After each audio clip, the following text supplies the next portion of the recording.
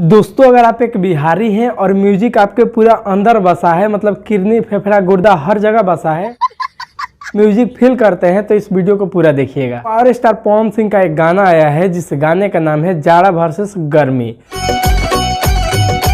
दोस्तों ये गाना पूरी तरह से फ्लॉप हो गया है और रीजन क्या है आइए इस वीडियो में हम जानेंगे और भी इस गाने के बारे में बहुत कुछ जानेंगे।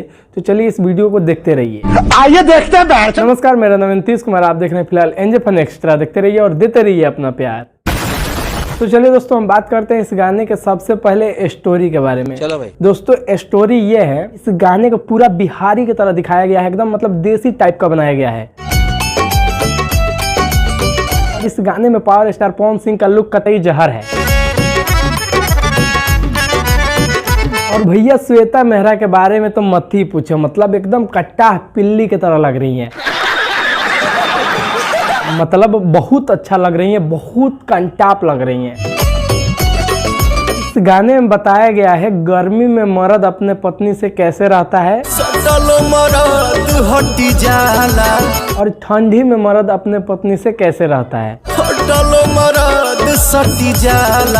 मतलब वीडियो को पूरा तरह से देसी स्टाइल में बनाया गया है। आग जलता हुआ महल के फील देला, खटिया गर्मी के दिनवा में धान का खेत पलानी, मतलब पूरा तरह से बिहारी स्टाइल में, पूरा तरह से देसी स्टाइल में, जो इस वीडियो को काफी ज्यादा खूबसूरत बनाता है।